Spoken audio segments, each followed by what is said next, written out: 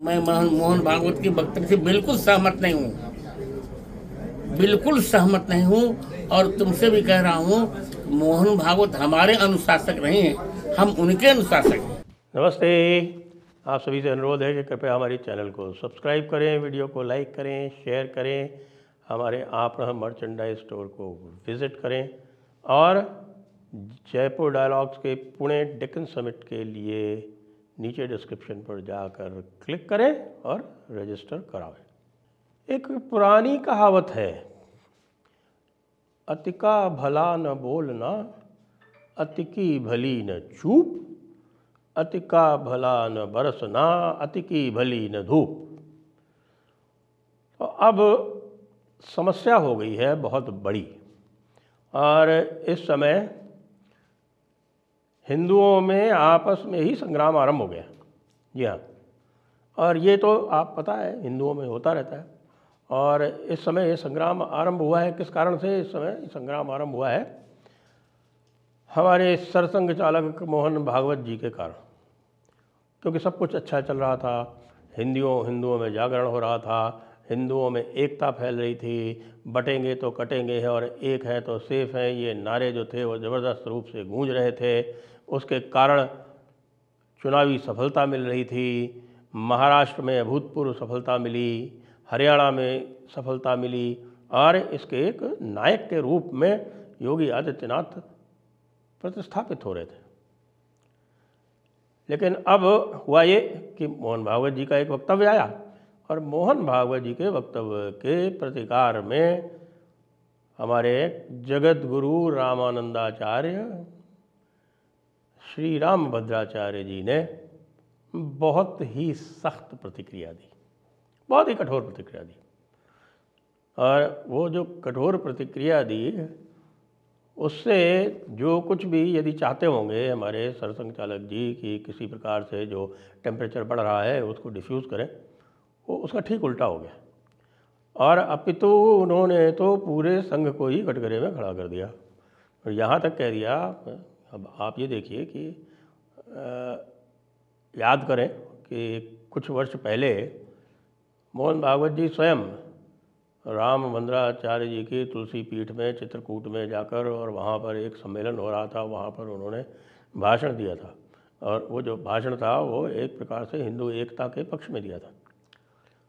लेकिन अचानक जो उन्होंने ये कहा कि साहब कि हमें खाली बोलते नहीं रहना चाहिए, हमें सुनना भी चाहिए, और हमें जो है वो सर्वसमावेशी होना चाहिए, और हर जगह पर खुदाई नहीं करनी चाहिए, इत्यादि इत्यादि। ये सारी बातें जो हैं ये बताएं आपको, जो हमने पहले भी संघ की समालोचना की है, और समालोचना में बताया है कि भाई संघ के जो हिंदू राष्ट्रवाद जिसके के प्रणेता माननीय हेडगेवार जी थे, और उन्होंने तो बिल्कुल यही साफ साफ कहा था कि भाई जो कुछ भी है वो हिंदू धर्म है। और उनकी बात की संपुष्टि जो है वो आप ये देखें कि पुराने मनीषी करते हैं, जैसे कि महर्षि अरविंद ने कहा ही था कि सनातन धर्म ही राष्ट्रवाद है। और आपको याद होगा कि हमारा जो जयपुर उद्घोष है वो भी यही कहता है कि सनातन धर्म ही राष्ट्रवाद है।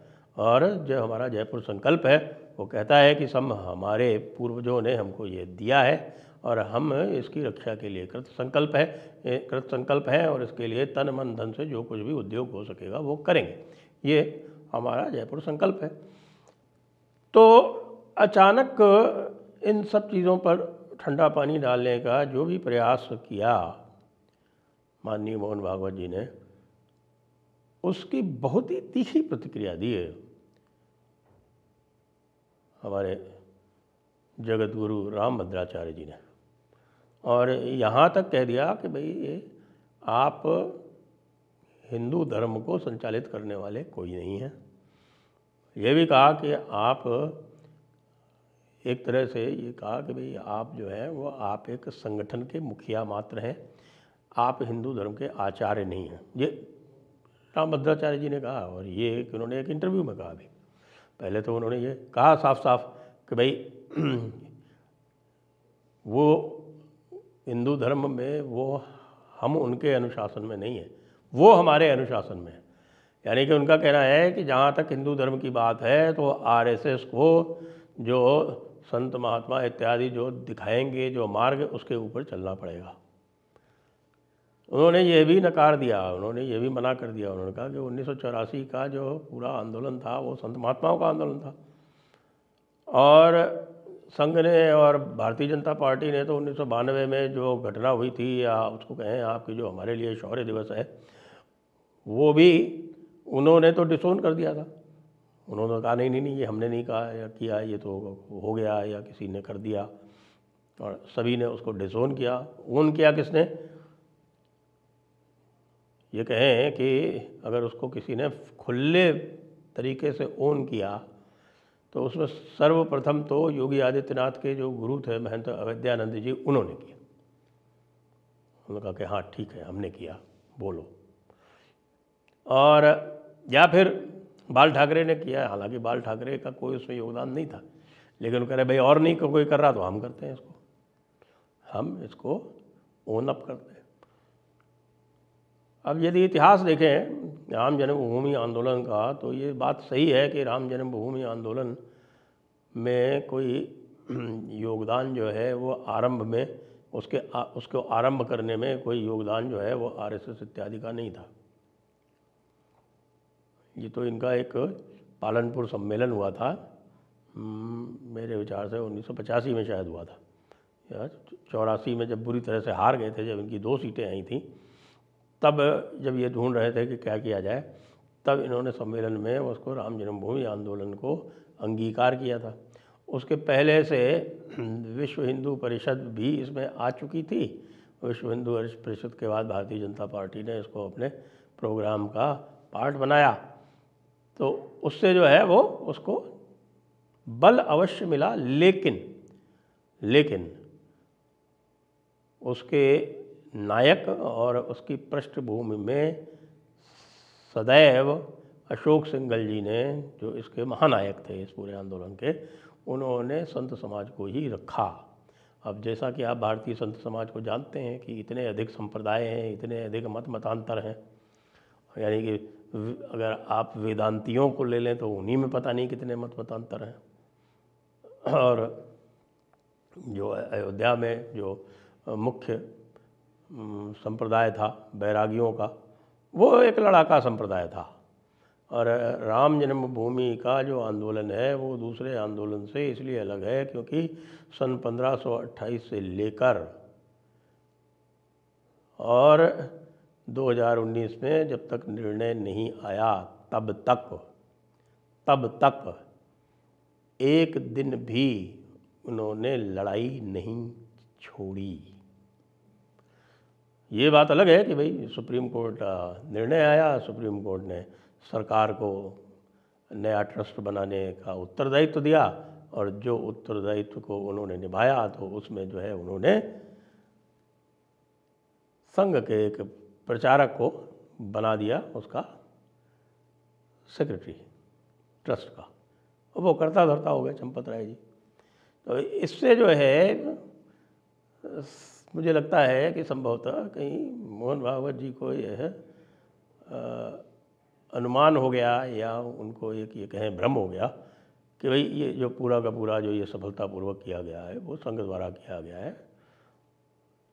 पब्लिकली यदि आप ये कहते हैं कि ये न्यायालय द्वारा किया गया है तो फिर आप उसका क्रेडिट भी ना लें। बीच में कह दिया कि भाई काशी मथुरा के अतिरिक्त और हम कहीं नहीं हैं, फिर कह दिया काशी के लिए हम आंदोलन नहीं करेंगे। आप मत कीजिए। जब आंदोलन इस स्थिति में पहुंच जाएगा तो आपके लिए उसको अनदेखा करना असंभव हो जाएगा, आपको तो आना ही पड़ेगा। यदि आप कहते हैं कि आप हिंदू धर्म के लिए कुछ करते हैं। रामभद्राचार्य जी ने 2-3 और चुटीली बातें कही। अब इस तरह की बात क्यों हो रही है?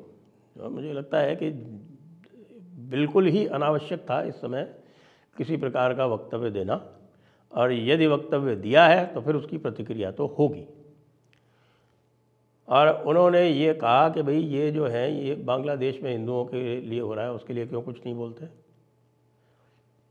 पश्चिम बंगाल में इतना कुछ हो रहा है, उसके लिए क्यों कुछ नहीं बोलते?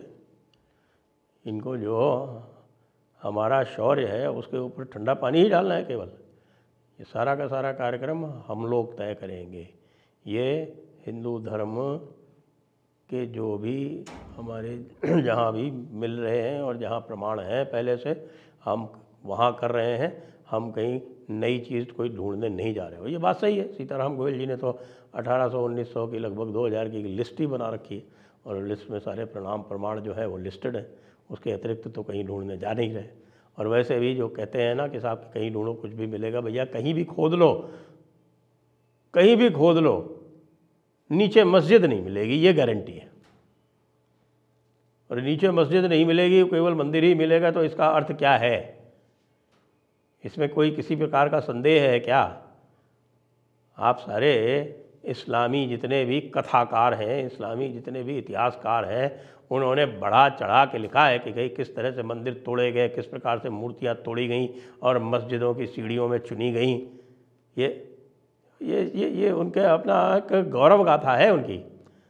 और उस गौरव गाथा में भी एक तुर्रा ये है यहाँ भी आज भी इस्लाम का भारत में कि साहब के हम तो राजा हैं, इसलिए हमारे लिए वक्फ एक्ट है, क्योंकि राजा जहाँ भी हाथ रख देगा वो ज़मीन उसकी हुई और दूसरे जो हैं उनको कोई अधिकार नहीं है। जो था वो 1947 में फ्रीज कर दिया गया प्लेसेस ऑफ वर्शिप एक्ट।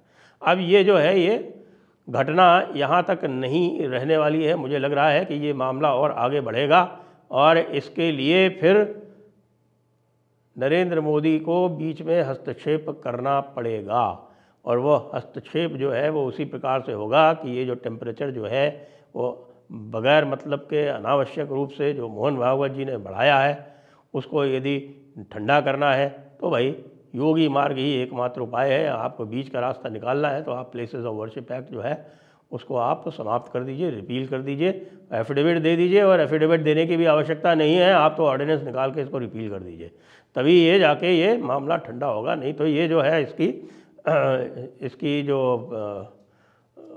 मैं कहूँ कि इस प्रतिक्रिया का एक बुरा असर जो है वो आरएसएस पे पड़ेगा, क्योंकि मैं जानता हूँ व्यक्तिगत रूप से कि 99% स्वयंसेवक भी मोहन भागवत जी के इस कथन से संतुष्ट नहीं है और उसी का मुखरीकरण यानी आर्टिकुलेशन वो जगत गुरु रामानंदाचार्य श्री रामभद्राचार्य जी ने किया है। जय हिंद, जय भारत, वंदे मातरम।